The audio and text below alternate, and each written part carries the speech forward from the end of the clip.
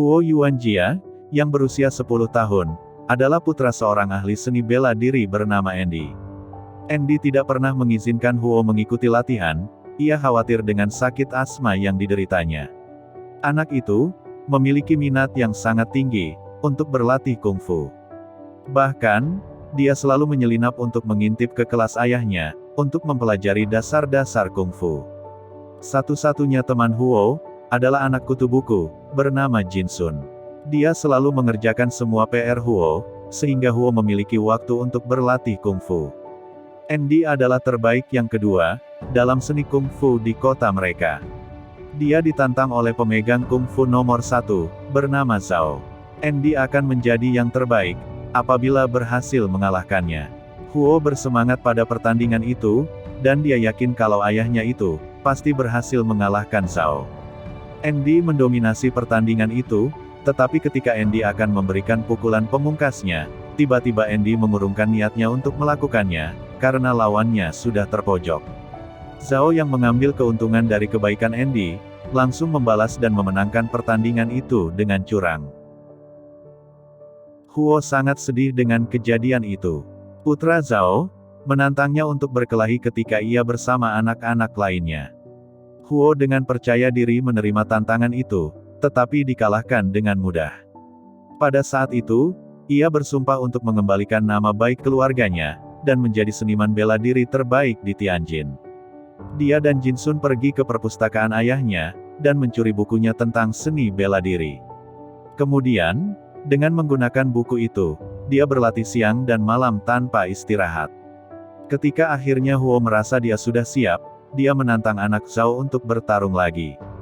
Dengan sombongnya, anak Zhao menerima tantangan itu, tetapi tidak berkutik menghadapi Huo yang sudah terlatih.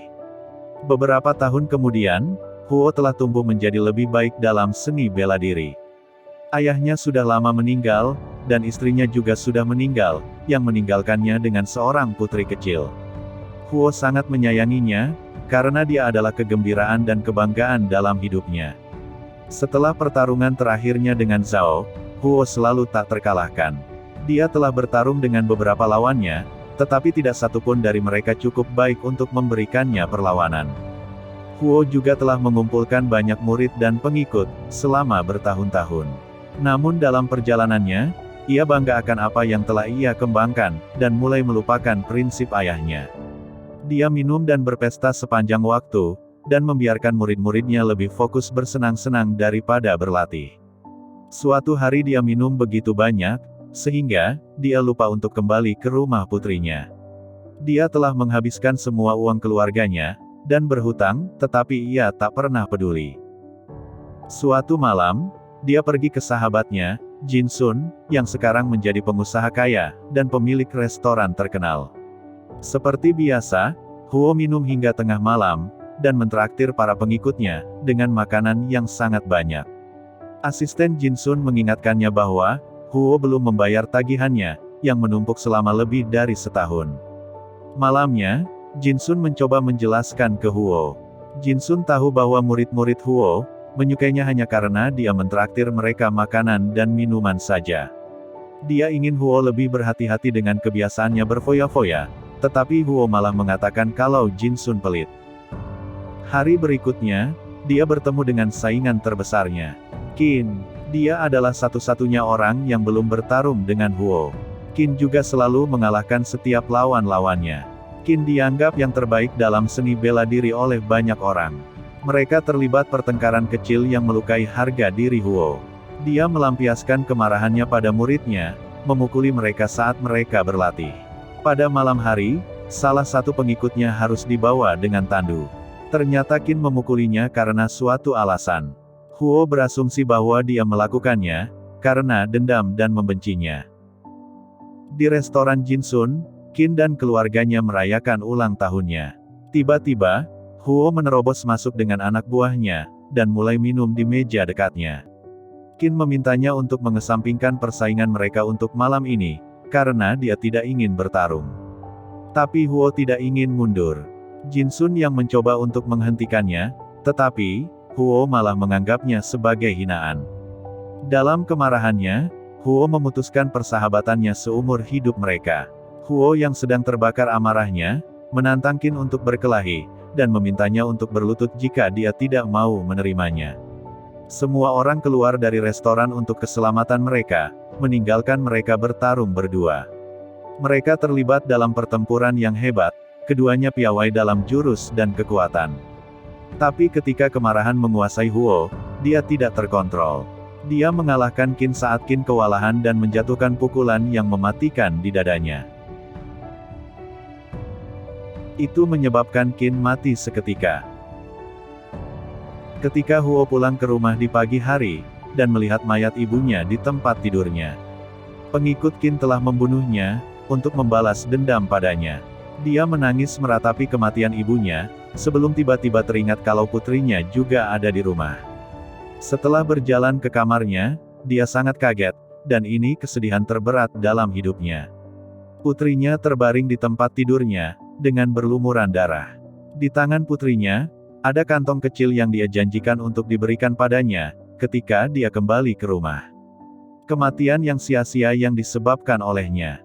Ketika Huo berjalan keluar rumah, murid-muridnya memberitahu Huo, bahwa Qin memukul orang ini karena telah menghina istrinya. Qin memukulinya bukan karena membenci Huo, tetapi untuk kehormatan istrinya. Huo dipenuhi dengan rasa bersalah, penyesalan, dan kesedihan. Huo tidak melihat alasan baginya untuk tetap hidup. Dia menaiki kapal layar, dan berbaring di sudut, tanpa tujuan, pergi kemanapun kapal membawanya. Setelah 6 bulan ia menjadi gelandangan, Huo merasa hidupnya sudah cukup. Dia mencoba melakukan hal yang dapat membahayakan jiwanya. Tetapi segera diselamatkan oleh sekelompok orang yang melihatnya di tepi sungai. Mereka membawanya ke desa, dan merawatnya dengan baik. Ketika Huo sudah mulai sadarkan diri, Huo mengalami depresi, dan tidak berbicara dengan siapapun. Dia dirawat oleh seorang wanita yang buta bernama Moon. Dia khawatir Huo tidak akan pernah bangun dari tempat tidur. Neneknya yang berpengalaman, yakin bahwa seiringnya waktu dia akan baik-baik saja. Suatu hari, Moon meraba rambut Huo, dan menawarkan diri untuk memotongnya. Huo berjalan untuk pertama kalinya dalam sebulan ini, dan pergi ke sungai bersama Moon, yang membantunya memotong rambutnya. Mulai hari itu, ia menjadi warga di desa tersebut. Dia membantu mereka memasak, bertani, dan melakukan pekerjaan rumah tangga. Setahun berlalu, Moon dan Huo mulai menjalin kedekatan. Ketika suatu hari, seorang anak dari desa mereka ketahuan mencuri seekor sapi, dari desa tetangga. Nenek dan Moon memohon kepada pemimpin desa itu, untuk mengampuninya. Tetapi, menurut tradisi desa tersebut, seseorang yang melakukan kesalahan harus dipukuli sampai dupanya habis. Huo berbicara mewakili desanya, dan menawarkan diri untuk menerima pukulan, menggantikan anak itu. Untuk orang dewasa, hukumannya sedikit berbeda. Huo harus bertarung melawan pemimpinnya. Meskipun Huo dapat menghabisinya dengan mudah, tetapi dia tidak ingin menggunakan kemampuannya untuk menyakiti siapapun lagi. Awalnya Huo membiarkan dirinya diserang, tetapi nenek memarahinya untuk bertarung, dan dia mulai menghindari serangan. Dupa habis terbakar, tetapi pemimpin desa itu tidak dapat menjatuhkan satu pukulan pun padanya.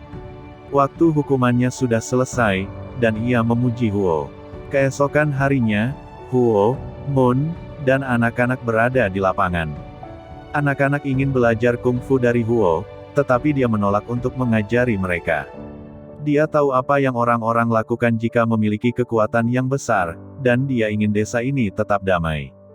Anak-anak dengan polosnya menyebutkan bahwa, Huo dan Moon memiliki hubungan yang sangat dekat satu sama lain. Tetapi Moon memilih untuk tidak menanggapinya. Suatu hari, Moon pergi ke makam orang tuanya. Makam itu mengingatkan Huo pada orang tua dan putrinya, yang dia tinggalkan setelah kematian mereka. Sekarang dia dalam kondisi mental yang lebih baik, dia ingin kembali ke rumahnya untuk mengunjungi kuburan keluarganya. Dia memberitahu Moon tentang rencananya, dan Moon mendukungnya dengan senang hati. Huo berjanji akan kembali secepat mungkin, dan memintanya untuk menunggunya. Ketika Huo sudah sampai, dan dia memasuki kota asalnya, Tianjin, yang sekarang menjadi tempat yang sangat berbeda. Setelah jatuhnya dinasti Qing, beberapa negara kuat menyerang Cina, dan mengambil alih. Tianjin menjadi terjajah sebagian, yang menyebabkan beberapa penduduk asing mendominasi di kota, dan mempengaruhi budaya mereka. Huo pergi ke rumah masa kecilnya, yang sekarang menjadi tempat kumuh dan tua. Pelayan keluarga, Lai Fu, yang kaget dengan kedatangan Huo. Dia telah berusaha menjaga dan merawat rumah itu, agar tetap dalam keadaan baik. Tetapi setelah kepergian Huo, sekelompok kreditur membongkar isi rumah, untuk mencari harta Huo. Huo pergi ke makam keluarganya, dan meminta maaf kepada ayahnya. Dia akhirnya mengerti, mengapa ayahnya tidak menjatuhkan pukulan ke Zhao beberapa tahun yang lalu, ketika dia bisa memenangkan gelar petarung terbaik. Setelah itu, dia pergi untuk meminta maaf kepada keluarga Kui, dan membungkuk di depan kuilnya. Saat dia berkeliling di sekitar kota, dia melihat seorang pegulat bernama Hercules O'Brien, yang menantang orang-orang China dalam sebuah pertandingan. Dia tidak terkalahkan dalam setiap pertarungan, dan yakin akan selalu memenangkan pertandingan berikutnya. Untuk melestarikan warisan Tiongkok, Huo ingin menantangnya. Tetapi dia membutuhkan sejumlah uang untuk itu.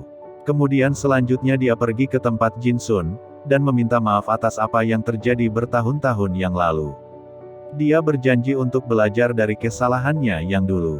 Jin Sun yang masih sakit hati, tidak menanggapi kedatangan Huo, dan Huo pun pergi. Ketika Jin Sun mengetahui Huo membutuhkan uang, dan untuk apa dia membutuhkan uang itu, Jin Sun tidak membuang waktu, dan menyuruh asistennya untuk menyerahkan uangnya kepada Huo. Huo sangat berterima kasih dan tidak akan menyia-nyiakan kebaikan Jin Sun. Kemudian di arena pertandingan 1909, Shanghai, Hercules melawan Huo. Sekilas, seseorang yang mungil seperti Huo, tidak akan bisa mengalahkan Hercules, yang berukuran 2 kali lipat darinya. Sebelum pertandingan dimulai, Huo meminta agar dia dan Hercules bertarung dengan terhormat dan sopan. Hercules yang tidak mengerti dengan apa yang dikatakan Huo, dimanfaatkan oleh penyiar itu dengan menerjemahkan menjadi, "Dia ingin menendang pantatmu," yang membuat Hercules tertawa. Pertarungan dimulai, dan Huo langsung unggul. Saat pertandingan semakin seru, Huo menyelamatkan lawan dari tertusuk paku di sisi ring. Sebagai olahragawan yang baik, Hercules menerima kekalahannya, dan menjadikan Huo pemenangnya. Huo mendapatkan ketenaran dari pertarungan itu, dan dipanggil ke Shanghai. Dia bertemu Jin Sun di sana, yang mengusulkan mereka membentuk perguruan kungfu, Qinwo. Tempat di mana mereka akan mengajar murid China seni bela diri kungfu. Dengan begitu, mereka dapat melestarikan warisan mereka, bahkan di tengah tekanan asing. Sementara itu, sekelompok pejabat dari orang asing tidak menyukai popularitas Huo, yang semakin meningkat di kalangan publik China. Mereka khawatir, bahwa kemenangannya melawan orang asing, dapat memicu sentimen anti-asing di antara orang-orang China. Oleh karena itu, untuk memastikan dia kalah pada pertandingan berikutnya, mereka mengusulkan pertandingan antara Huo dengan 4 petarung asing secara berurutan, dalam 1 hari. Perwakilan Jepang, Tuan Mita, berjanji untuk mengakhiri Huo untuk selamanya. Di sisi lain Huo menerima tantangan itu, meskipun ia tahu tantangannya sulit dan jelas merupakan taktik untuk mengalahkan dirinya. Suatu hari, sebelum pertandingan besar itu, ia bertemu lawannya, petarung asal Jepang, Tanaka. Mereka berbicara sambil minum teh, dan berteman satu sama lain. Tanaka adalah olahragawan yang adil dan terhormat, seperti Huo, tetapi tidak seperti orang-orang licik yang ada di belakangnya. Hari pertandingan pun tiba. Huo sengaja dibuat untuk melawan 3 petarung dari seluruh dunia, tetapi tidak satu pun dari mereka yang bertahan di atas ring selama lebih dari 2 menit. Huo berhasil mengalahkan ketiganya, bahkan tanpa berkeringat. Terakhir, dia melawan Tanaka, yang meminta maaf atas pertandingan yang tidak adil. Dan bertanya, apakah mereka harus menjadwal ulang. Huo mengatakan tidak apa-apa, dan ronde pertama dimulai. Mereka bertarung menggunakan senjata pilihan mereka, Huo menggunakan Sanjiegun, dan Tanaka menggunakan katana. Di tengah pertempuran yang seru, mereka secara tidak sengaja bertukar senjata. Tanaka tidak lihai menggunakan Sanjiegun, jadi untuk membuatnya menjadi pertarungan yang adil, Huo menawarkan untuk bertukar senjata. Babak pertama berakhir imbang. Saat beristirahat sebelum ronde berikutnya dimulai, Huo minum teh yang diisi racun oleh Tuan Mita, yang ingin melihatnya kalah dengan cara apapun. Pertarungan dimulai, tetapi Huo tersendak dan segera mengalami batuk darah. Tanaka menuntut agar pertandingan dihentikan, demi keselamatan petarung.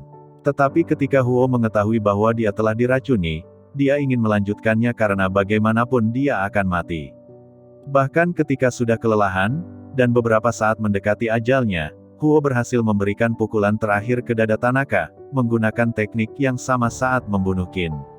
Namun, kali ini dia menahan pukulannya, belajar dari kesalahannya, seketika dia langsung ambruk. Tanaka menyatakan Huo sebagai pemenang, mengetahui bahwa dia menahan pukulannya dengan sengaja. Pada akhirnya, Huo jatuh ke pelukan teman-temannya, dan meninggal. Tanaka yang marah membentak Tuan Mita, karena ia terpaksa membunuh orang demi dirinya. Dia menyebutkan bahwa itu merupakan aib untuk Jepang. Arwah Huo menari-nari di halaman rumah Moon. Moon berlari ke arahnya, dia merasakan kehadirannya, meskipun dia buta.